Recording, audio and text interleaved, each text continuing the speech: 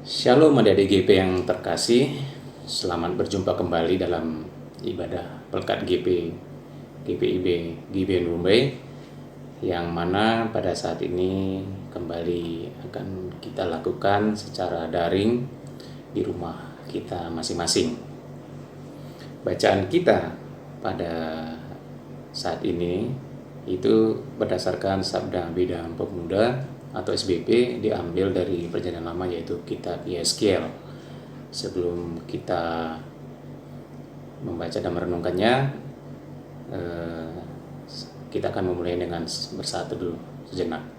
Untuk itu mari kita bersatu dulu.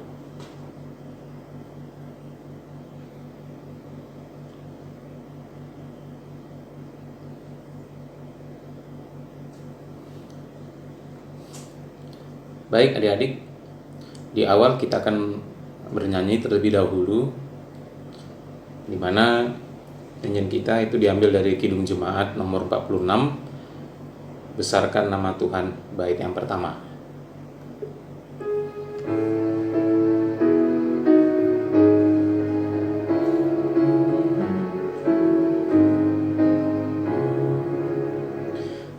Besarkan nama Tuhan, haleluya. Kasih-Nya tak berkurang, haleluya. Sekalipun keluhan menimpa umat-Nya, berkat-Nya ditemukan, haleluya.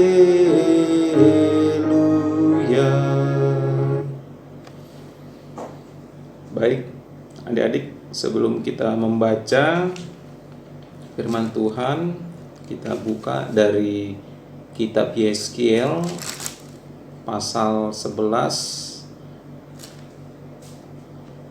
ayat 1 sampai 13.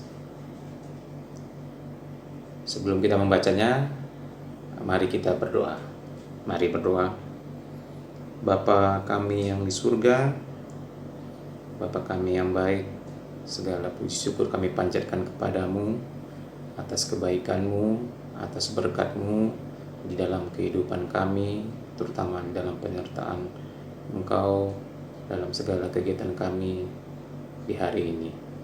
Bapa, kami mengucap syukur di mana pada saat ini kami masih bisa diberi kesempatan untuk melakukan ibadah kami, ibadah gerakan pemuda yang kami laksanakan di rumah kami masing-masing. Kiranya Engkau yang memberkati kami semua, turunkan Roh Kudus-Mu ke dalam hati kami masing-masing, agar kami bisa mengikuti ibadah ini dengan baik. Kami bisa membaca dan merenungkan firman-Mu, dan kami belajar akan semuanya itu sehingga kami dapat mengerti. Bersabdalah Bapa, kami sudah siap untuk mendengar. Terima kasih Yesus, inilah doa kami yang hanya kami panjatkan dalam nama Yesus Kristus. Kami doa dan mengucap syukur. Amin. Baik adik-adik,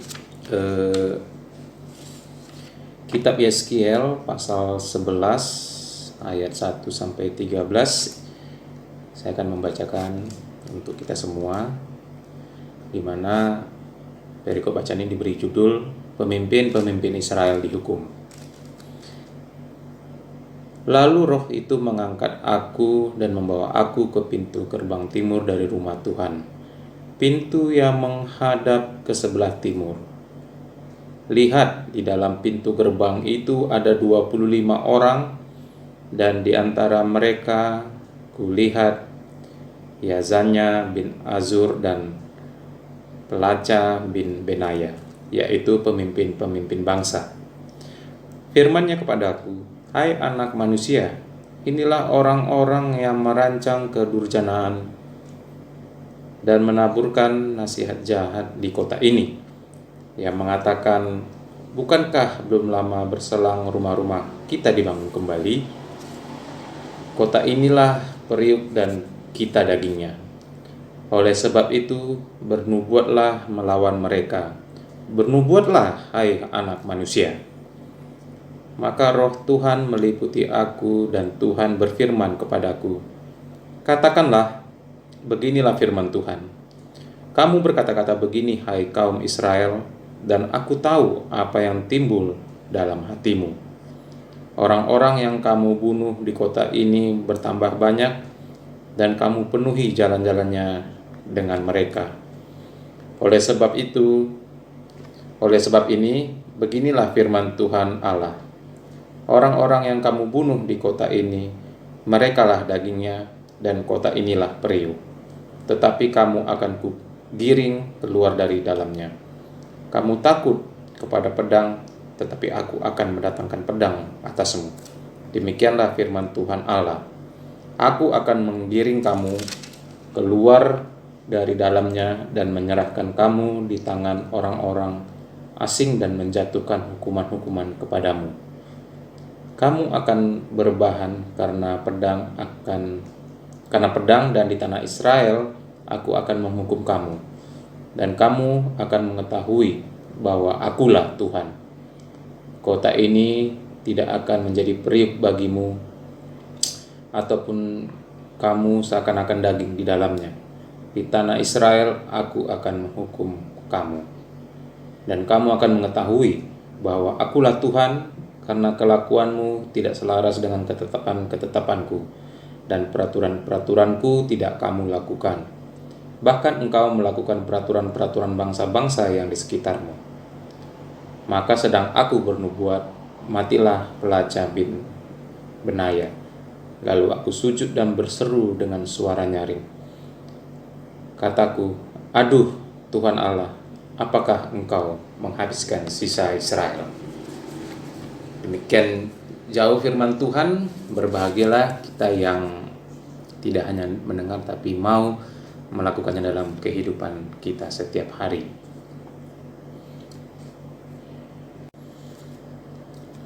Ada di GP yang dikasihi Tuhan Yesus Kristus.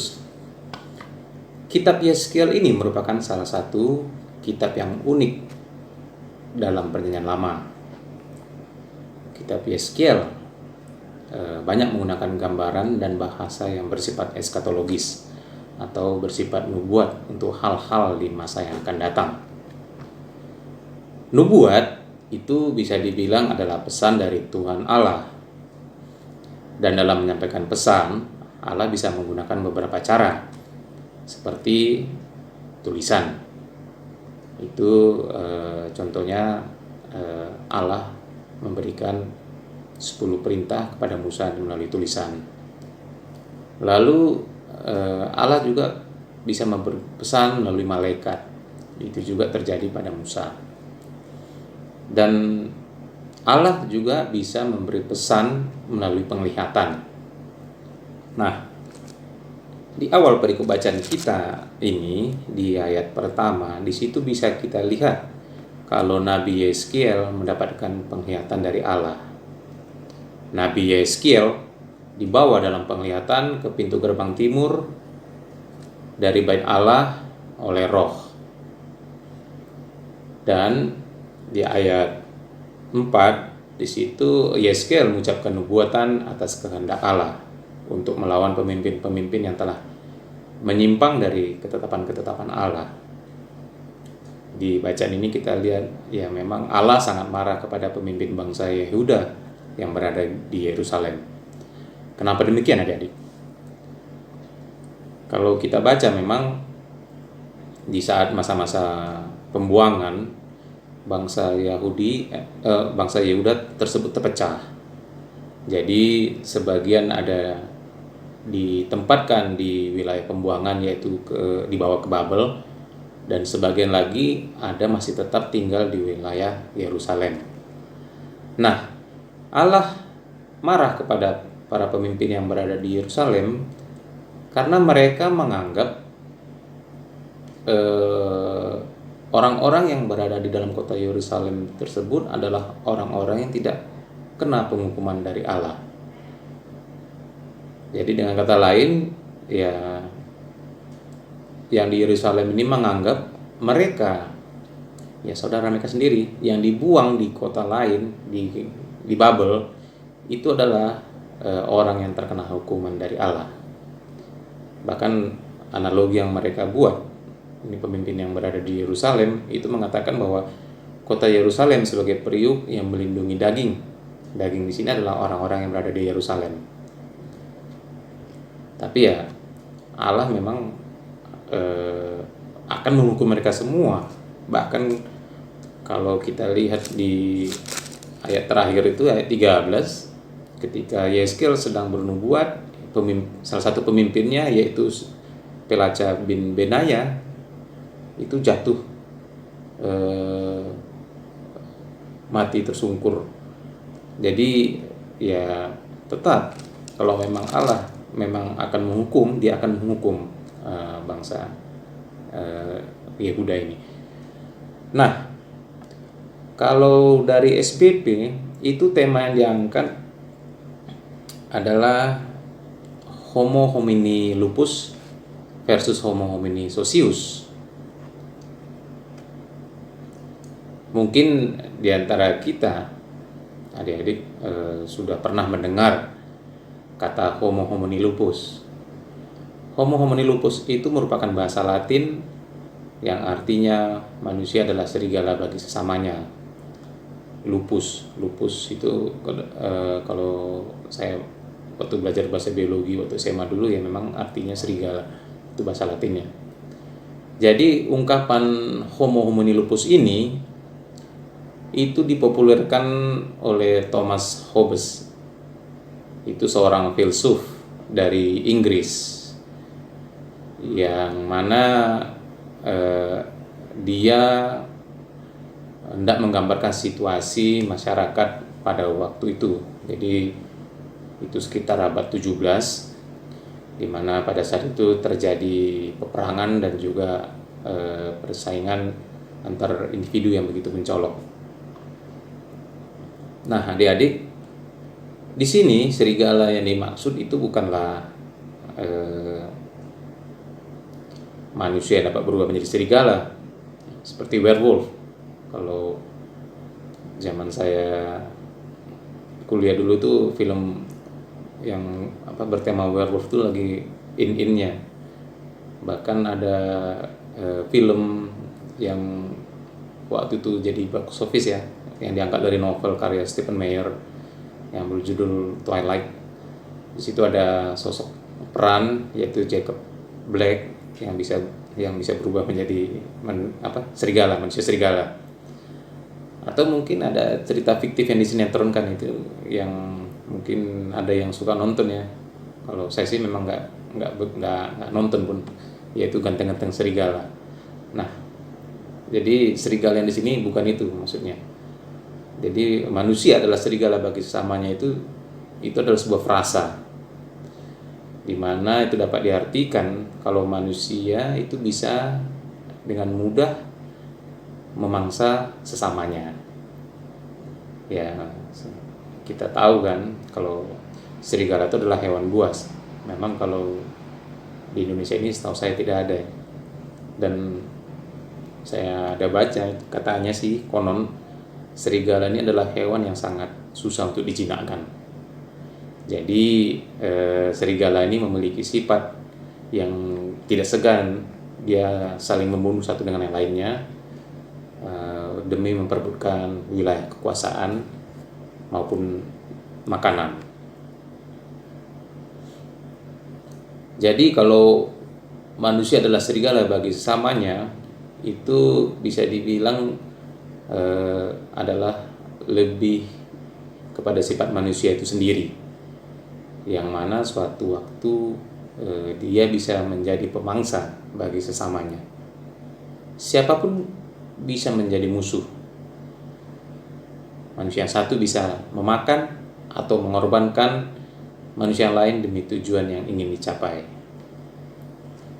Ya, karena hal tersebutlah akhirnya timbul adanya perampokan, pencurian, pemerkosaan, perkelahian, atau yang mungkin lebih halus kita bilang ya mengancam, menakut-nakuti,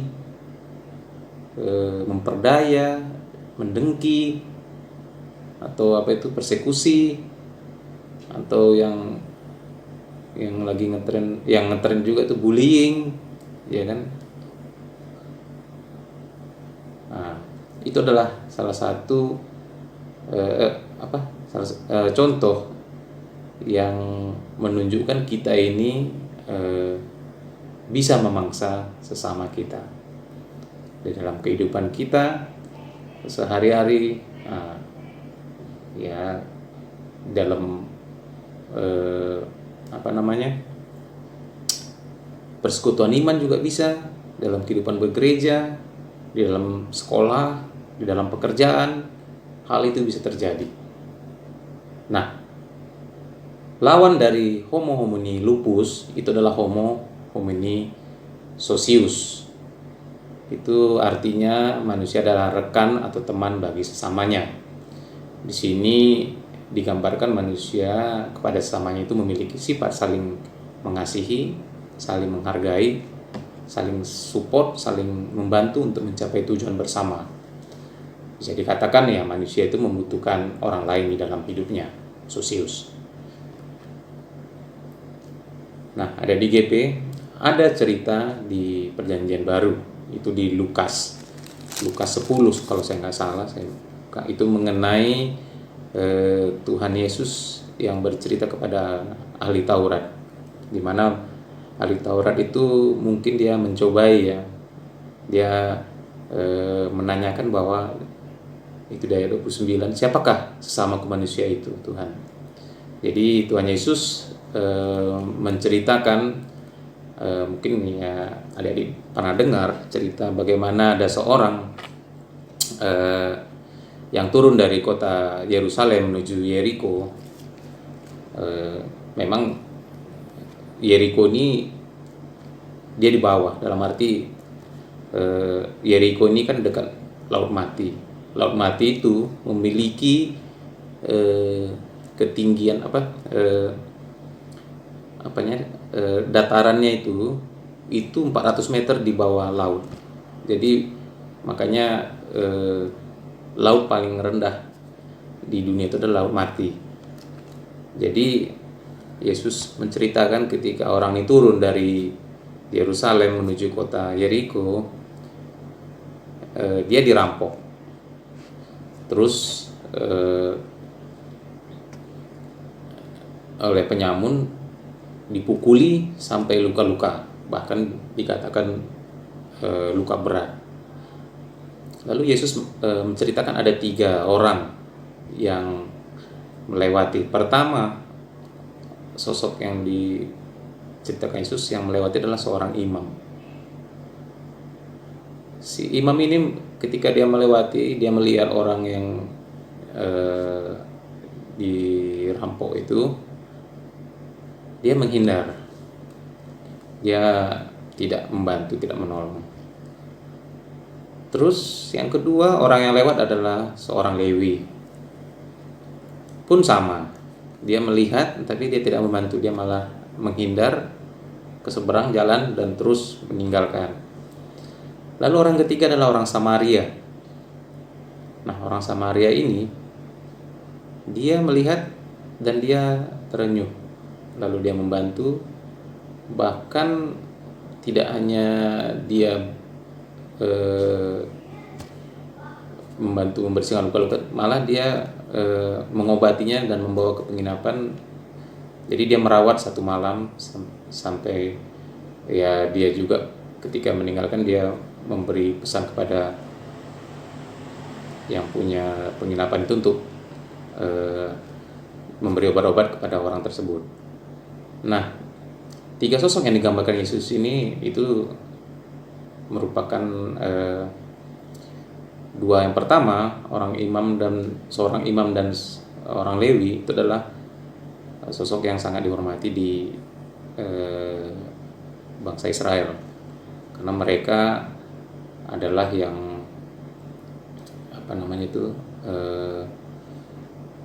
yang satu imam yang dibayar Allah, yang satu lagi adalah yang menjaga suku Lewi. Nah, sedangkan orang Samaria adalah orang yang ibaratnya tidak dianggap oleh bangsa Yahudi, bangsa Israel, karena mereka itu dianggap orang luar. Terus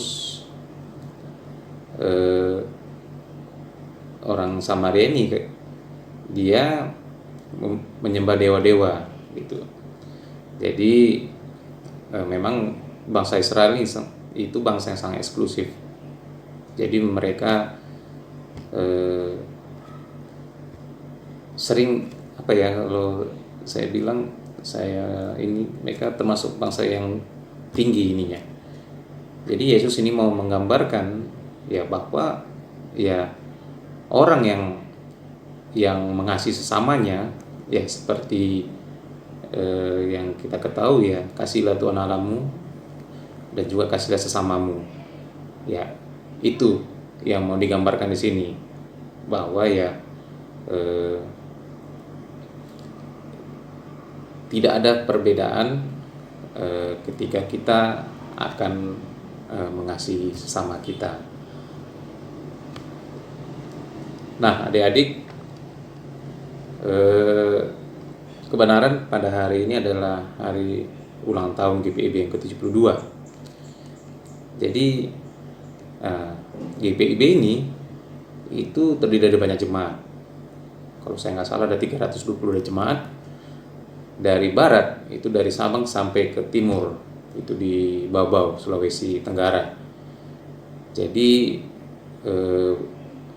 dengan adanya keberagaman ini tentu ada perbedaan di dalamnya, ya kan? Pertama ya beda suku, ada suku Batak, ada suku Ambon, suku Betawi, suku Sunda. Nah, di Batak aja itu aja udah ada 5 kan, udah beda lagi. Terus ada juga beda bahasa, terus beda ada istiadat. Jadi namun ya hal itu janganlah jadi sampai membuat kita saling menjatuhkan ataupun juga kita saling mendengki. Tapi ya mari kita mensyukuri semuanya itu atas segala perbedaan yang ada dalam komunitas kita.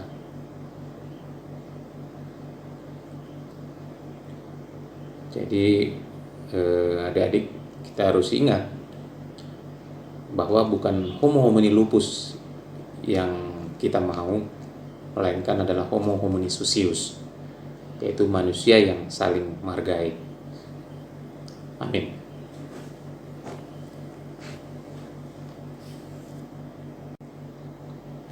Baik adik-adik GP, untuk mengamini firman Tuhan yang sudah kita dengar, kembali kita bernyanyi dari Kidung Jemaat nomor 46, Besarkan Nama Tuhan, baitnya yang ke-5.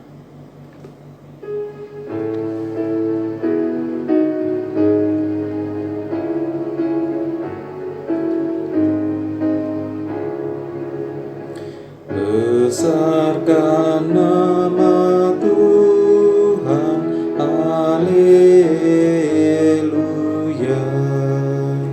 Di dunia serukan kemuliaannya, janjinya dikukuhkan demi manusia. Besarkan nama Tuhan, haleluya.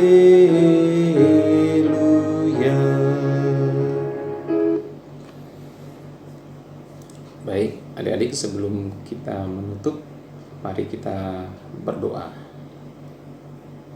Bapa kami yang di surga, kembali lagi kami datang menghadap kehadirat-Mu. Segala puji syukur dan kemuliaan kami panjatkan kepadamu atas berkat dan sukacita yang selalu kami alami dalam kehidupan kami. Terutama barusan tadi kami telah belajar, kami telah mendengar akan firman-Mu. Kiranya Tuhan yang memberkati apa yang telah kami pelajari tadi. Berkati agar kami bisa menjadi manusia yang dapat mengasihi sesama kami. Tuhan Yesus yang mampukan kami, baik sebagai pemuda, baik sebagai pribadi, di dalam kehidupan kami, di dalam pergaulan kami, di dalam pekerjaan ataupun sekolah kami, agar kami bisa menerapkan pengajaran-Mu di dalam segala aktivitas kami. Bapa, kami juga berdoa untuk persekutuan kami Pelkat GPIB GBN Rumbai. Kiranya Tuhan Yesus yang selalu memberkati agar Pelkat GBN Rumbai bisa bertumbuh berkembang menjadi lebih baik lagi di masa-masa yang akan datang. Demikian juga untuk para pengurus, kiranya Tuhan Yesus yang memberkati mereka. Kami juga tak lupa berdoa untuk semua anggota Pelkat GPIB GBN Rumbai. Kiranya Tuhan Yesus yang memberkati, mendidik kehidupan mereka satu persatu. Berkati yang sudah bekerja, berkati yang masih dalam pendidikan, dan khususnya juga berkati anak-anak GP yang masih mencari pekerjaan. Kiranya Tuhan Yesus yang memberikan kemudahan agar anak-anak GP yang mencari pekerjaan bisa mendapatkan pekerjaan yang sesuai dengan bidangnya dan juga seturut dengan kehendak-Mu. Demikian juga kami berdoa untuk anak-anak GP yang lagi mencari pasangan hidup. Kiranya Tuhan Yesus yang memberkati mereka agar mereka dapat menemukan jodoh mereka yang sepadan dengan mereka dan juga yang Engkau berkati. Bapa, kami juga berdoa untuk keluarga kami. Terima kasih atas orang tua, bapak, mama, abang atau kakak dan juga adik. Kiranya Tuhan Yesus yang memberkati mereka semua, memberikan mereka kesehatan, terutama Tuhan di tengah-tengah masa pandemi COVID-19 ini. Kiranya Tuhan Yesus yang melindungi kami semua, jauhkan kami dari virus COVID-19 ini, agar kami bisa selamat sampai nanti pandemi ini berakhir. Kami juga tak lupa berdoa untuk gereja kami, GPIB GBN Rumbai. Kiranya Tuhan Yesus yang memberkati, berkati pendeta, berkati juga para presbiter, diakon, penatua, dan juga para pengurus Pelkat dan juga Muger. Kiranya kami semua bisa bersinergi dengan baik dalam tugas penatalan kami di masa-masa yang akan datang. Kami juga berdoa di mana pada hari ini adalah hari ulang tahun dari GPIB yang ke-72. Terima kasih Tuhan, kiranya GPIB bisa berkembang menjadi gereja yang baik dan memberikan contoh bagi sesamanya dan juga berguna bagi bangsa dan negara kami Indonesia. Bapa, inilah doa kami, dengar dan sempurnakanlah yang hanya kami panjatkan dalam nama anak-Mu Yesus Kristus. Kami berdoa dan mengucap syukur. Biarlah damai sejahtera selalu menyertai kami semua, selalu menyertai Pelkat GPIB GBN Rumbai dari sekarang sampai selama-lamanya. Amin. Baik, adik-adik GP, ibadah kita sudah selesai. Selamat melanjutkan kehidupan. Jangan lupa jadilah manusia yang senantiasa mengasihi sesamanya. Terima kasih. Tuhan Yesus memberkati adik-adik semua.